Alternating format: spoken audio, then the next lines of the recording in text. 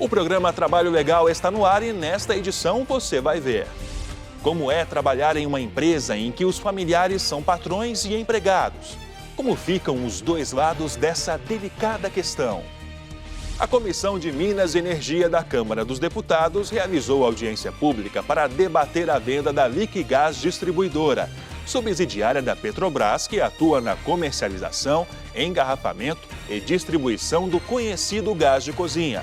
A negociação da estatal está na mira do Ministério Público do Trabalho. Trabalho nas alturas. Você vai conhecer como funciona a técnica de alpinismo industrial de acordo com as leis trabalhistas. Os profissionais desse ramo prestam serviços em áreas verticais ou planos inclinados e, por isso, precisam de segurança em dobro. O Trabalho Legal é o programa do Ministério Público do Trabalho em parceria com a Associação Nacional dos Procuradores do Trabalho. Trabalhar com parentes pode ter resultados positivos e negativos, não é? E quanto aos direitos trabalhistas, são iguais para parentes que trabalham juntos? Vamos em busca dos direitos do trabalhador que está nesta situação. Olha a Ana Cláudia. Quem a vê assim conversando comigo nem imagina que nesse lugar inspirador funciona uma empresa.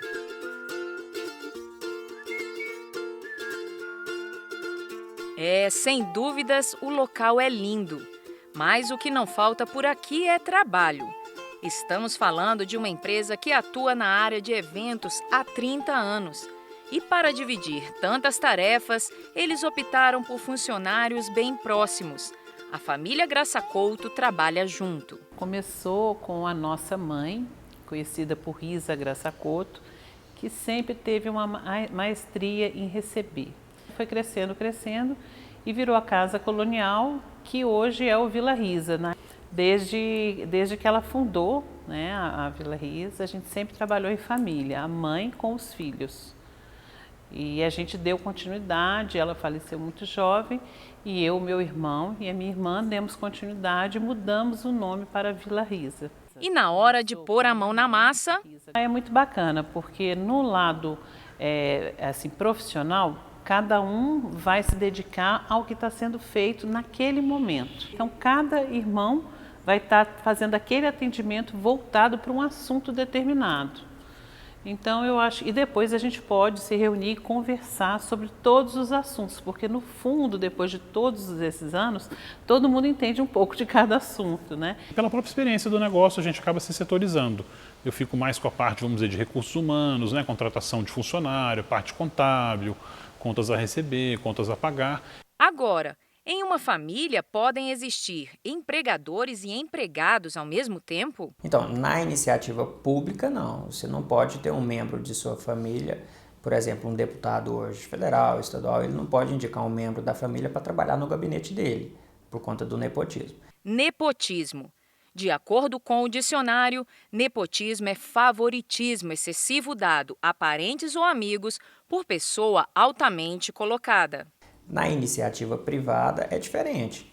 O empregador ele tem autonomia, ele tem liberalidade para contratar quem ele quiser, independente se é parente, se é tio, se é pai, se é mãe, se é irmão. O fato de você ser empregado e de você atender os requisitos que a legislação impõe, que está lá no artigo 2º e 3º da CLT, te dá o direito de ter a carteira assinada, independente de ser parente ou não. E esse é um dos motivos de sucesso da empresa da família Graça Couto. A gente recolhe os impostos devidos, né, INSS, FGTS, de todos, dos funcionários e dos sócios, cada qual com seu salário correspondente, né? É informado mensalmente através do nosso escritório de contabilidade, né, o governo, e as guias são pagas mensalmente. É um trabalho normal da empresa, né? Faz parte da rotina financeira da empresa. Como em qualquer outra empresa, trabalhar em família também existem desentendimentos.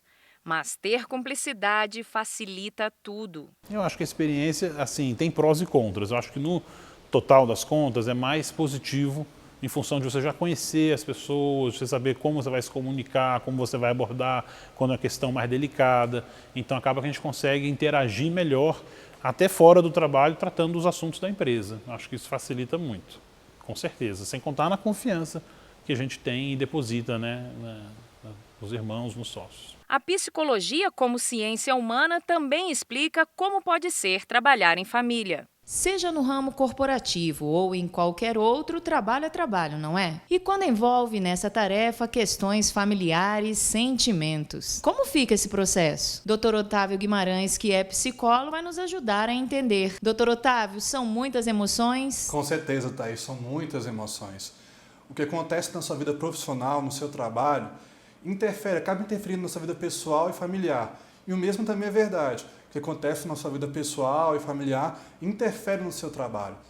Quando estamos falando de ser humano, não existe uma neutralidade, uma imparcialidade total. Não existe um botãozinho que a gente desliga, quando você no trabalho fica lá, quando você em casa fica lá. Não. Agora, isso é muito mais verdade quando nós estamos falando de familiares que trabalham juntos. Aí as duas coisas se misturam mesmo. Nosso especialista em direito do trabalho nos contou como funciona a questão de contratação de familiares perante a lei. Olha o que acontece quando isso não sai dessa forma. Tem empresas que têm empregados que não têm a carteira assinada. Eu tenho aqui hoje reclamação trabalhista de irmão contra irmão, tem de filho contra pai e já teve vínculo reconhecido na Justiça do Trabalho, já está aí os processos em fase de execução. Então, Thaís, nesse caso específico, o que aconteceu em primeiro lugar foi a falta de comunicação entre os familiares, porque eles deveriam ter sentado antes e falar, olha, é isso que eu espero de você na empresa, o que você espera de mim na empresa, como vai ser o trabalho, como vão ser nossas relações no trabalho.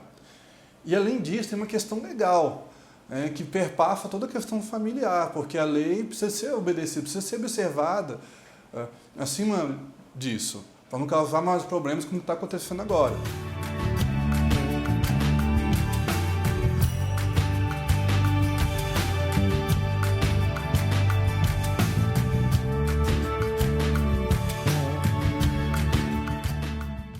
E agora é hora de saber o que chefes e patrões têm a dizer sobre o que está acontecendo nas empresas que lideram. Eles colocaram a boca no trombone para mandar recados aos empregados. Olha aí o que eles disseram.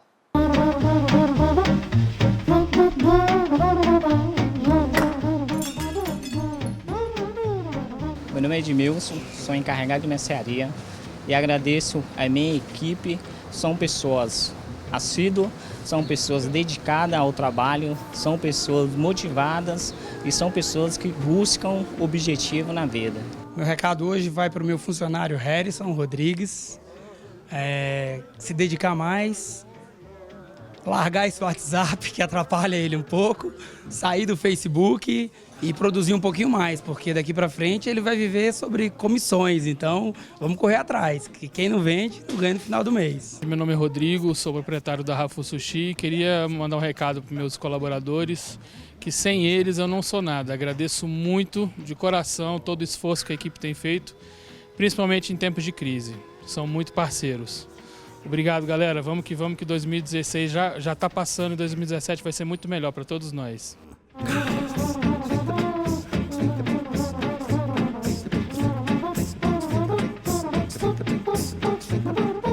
O Trabalho Legal faz agora uma pausa e vai mostrar depois do intervalo tudo sobre a audiência pública na Câmara dos Deputados sobre possíveis prejuízos que a venda da Liquigás pode gerar para trabalhadores da estatal. Não saia daí, voltamos em 1 minuto.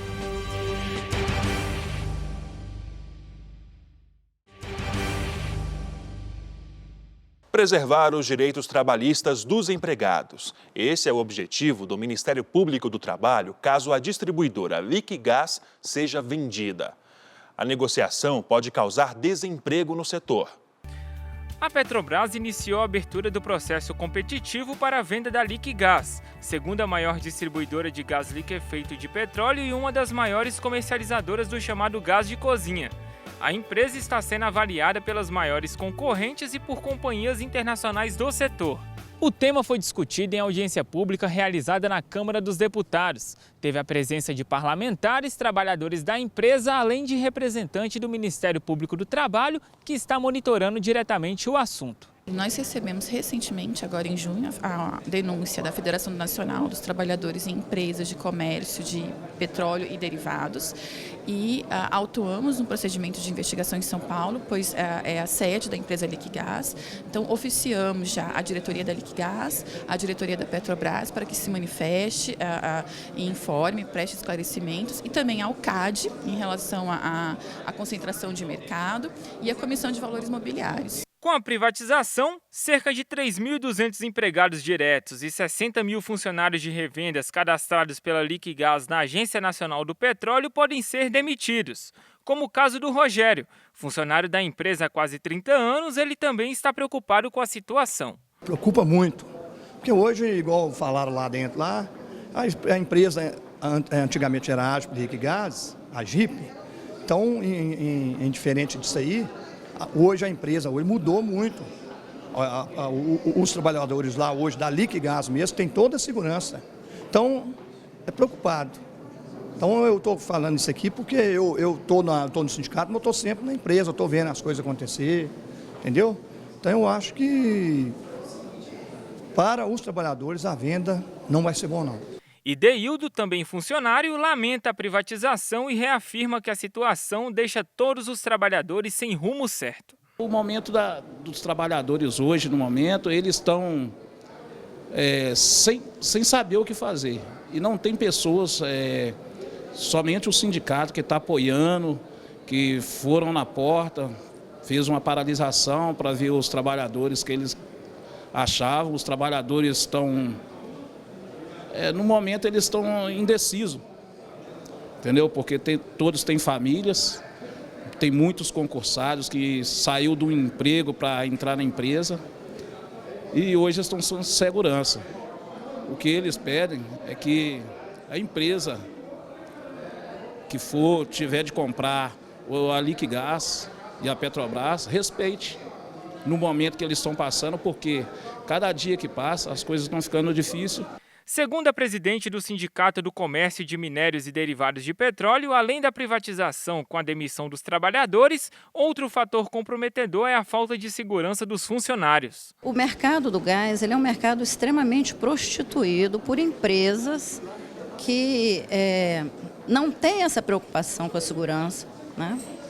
Não tem a preocupação também com para onde que elas estão levando esse gás ou quem é que compra esse gás.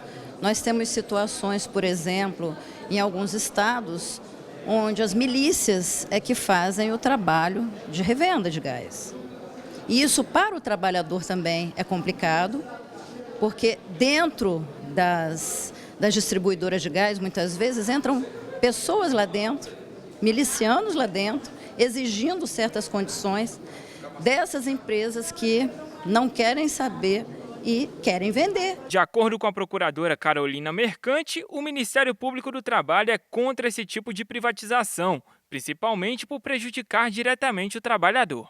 Na realidade, o MPT também objetiva a não dilapidação do patrimônio público, porque como foi dito aqui em audiência por alguns representantes, a empresa é lucrativa, é competitiva no mercado, então o MPT, de uma forma global, também intenciona evitar esse tipo de privatização prejudicial à sociedade e, em especial, aos trabalhadores, evitar a demissão em massa, porque sabemos que o setor privado contrata menos empregados e remunera de forma inferior às estatais. A Câmara dos Deputados ainda não marcou nova audiência para dar andamento ao processo de venda da Liquigás.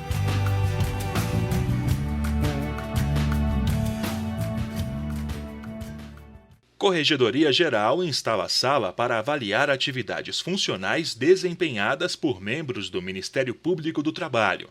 A intenção é fazer as inspeções e correições sem necessidade de deslocamento. A sala de correição virtual veio para facilitar. Com isso, nós podemos ter acesso aos processos que estão em curso no Brasil todo. E para a Corregedoria isso é muito importante porque nós conseguimos enxergar o que os colegas, membros do Ministério Público, estão fazendo lá na ponta, lá na Procuradoria Regional, nas Procuradorias do Trabalho do município.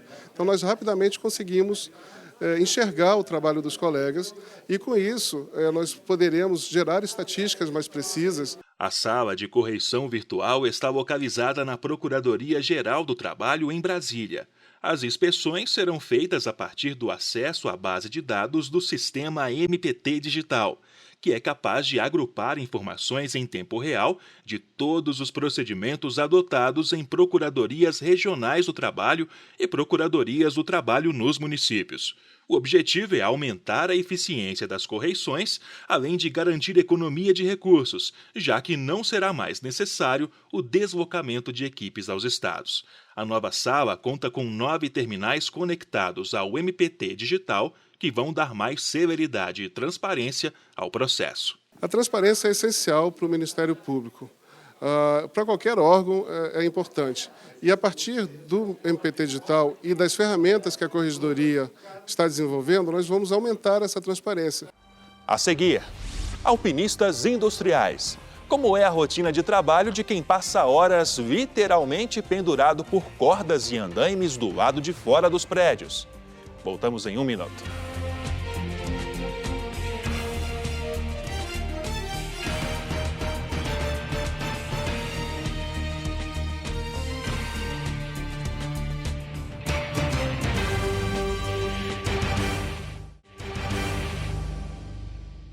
Imagine só como deve ser o dia a dia de muitos trabalhadores que não trabalham com os pés no chão. São os chamados alpinistas industriais. Já existe uma norma regulamentadora que estabelece os requisitos mínimos e as medidas de proteção para o trabalho nas alturas. Há 10 anos, Zélia é operária do ramo da construção civil. Trabalha com rejunte de fachadas de prédios, limpeza externa das estruturas e manutenção de frontes. A atividade é chamada de trabalho em altura ou alpinismo industrial. Na primeira experiência dessa função, Zélia encarou um serviço em um prédio de 110 metros de altura. Eu não olhei mais para o chão e procurei olhar só para o meu local de serviço e me senti que eu estava no chão. E foi assim que aconteceu. Para trabalhar nas alturas, como em andaimes ou em elevadores, da construção civil, por exemplo, é necessário passar por treinamentos, exames médicos e ainda respeitar as regras previstas na norma regulamentadora 35. A portaria que regulamenta essa norma é a 313 e foi publicada no Diário Oficial da União em 2012 pela Secretaria de Inspeção do Trabalho.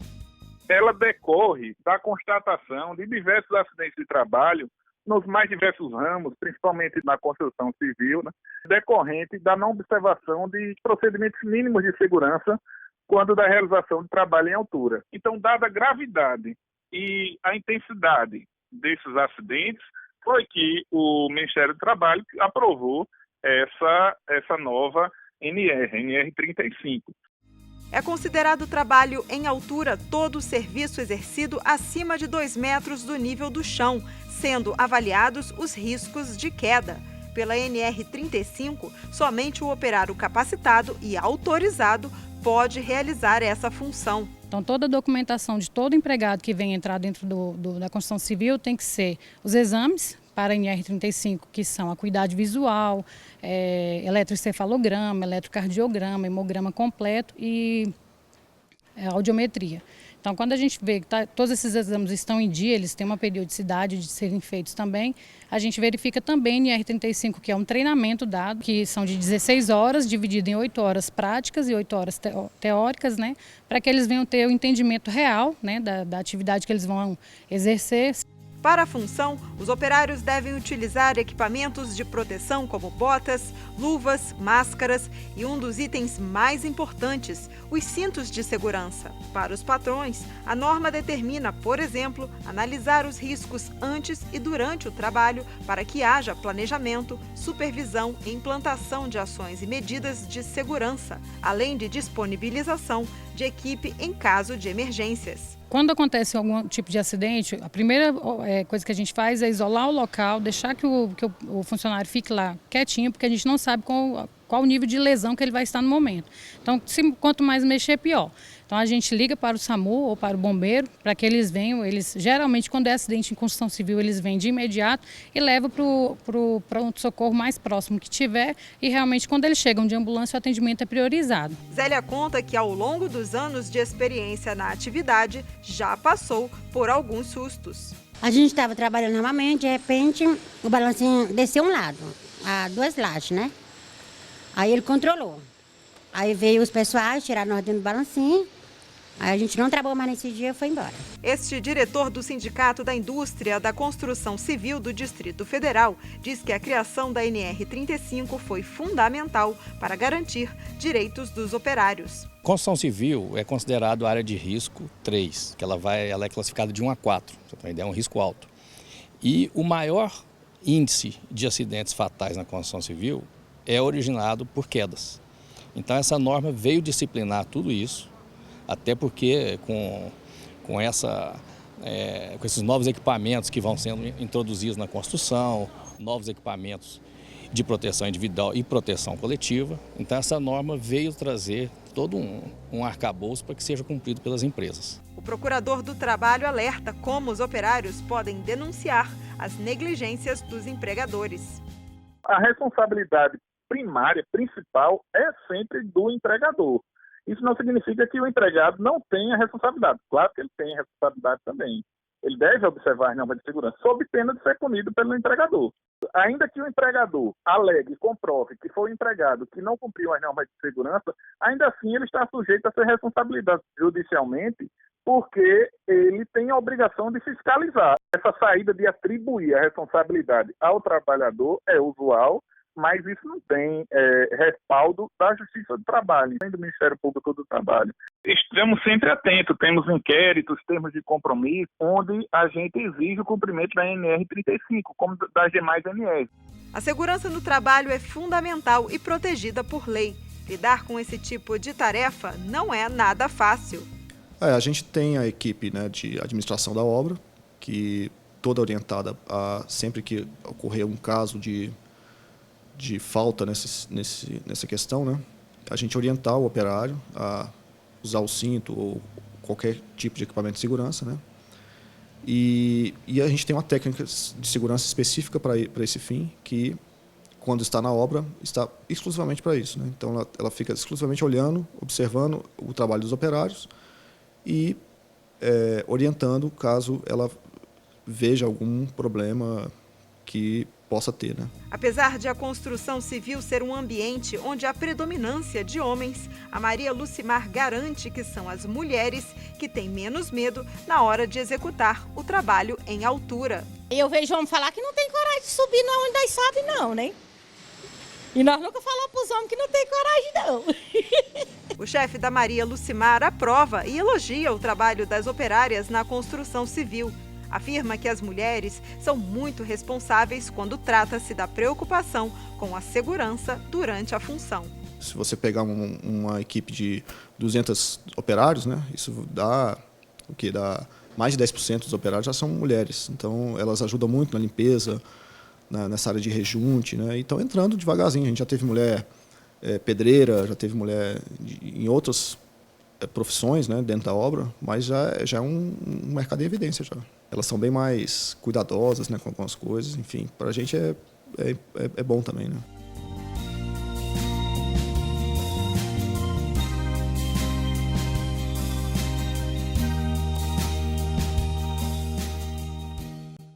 Procuradoria-Geral do Trabalho pede apoio ao ministro da Justiça no combate ao trabalho escravo. A preocupação é com um projeto de lei que reduz a punição para quem adota essa prática. O pedido de apoio foi feito pela vice-procuradora-geral do Trabalho, Cristina Brasiliano. O evento realizado em Brasília contou com a presença de diversos membros do Ministério Público Brasileiro e integrantes do Conselho Nacional dos Procuradores Gerais. A vice-procuradora-geral do Trabalho, Cristina Aparecida Ribeiro Brasiliano, destacou a importância do Ministério Público do Trabalho em participar de encontros como esse. É um encontro bastante produtivo, porque eu tenho 28 anos de Ministério Público e é a primeira vez que acho que nós recebemos um convite dessa importância para comparecer a uma reunião com o ministro da Justiça. foi uma oportunidade para chamar a atenção de todos os presentes para a importância do combate à escravidão contemporânea. Eu pedi a palavra para externar a preocupação do Ministério Público do Trabalho com referência a esse novo projeto de lei que está tramitando no Senado e que está buscando estreitar o atual conceito de escravidão contemporânea. E se persistir essa redação, vai trazer sérios prejuízos, não só para a atuação do Ministério Público, principalmente referente às forças-tarefas, como também à nação.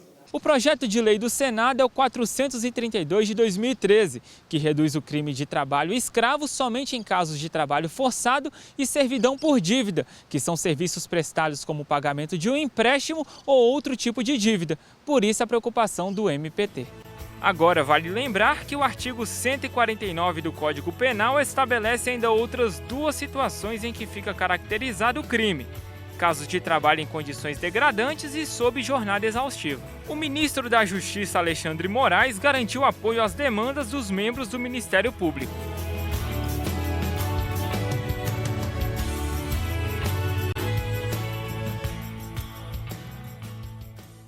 Olha, se você tem alguma sugestão de reportagem, entre em contato com a gente. Envie um e-mail para trabalholegal.pautas@gmail.com. E as informações sobre o Ministério Público do Trabalho não param por aqui. Acesse nosso site www.mpt.mp.br e também o Facebook ou o canal no YouTube. Esta edição fica por aqui. Não perca o programa da próxima semana. Vamos falar de um assunto que interessa a muitos brasileiros: direitos humanos. Uma ótima semana para você.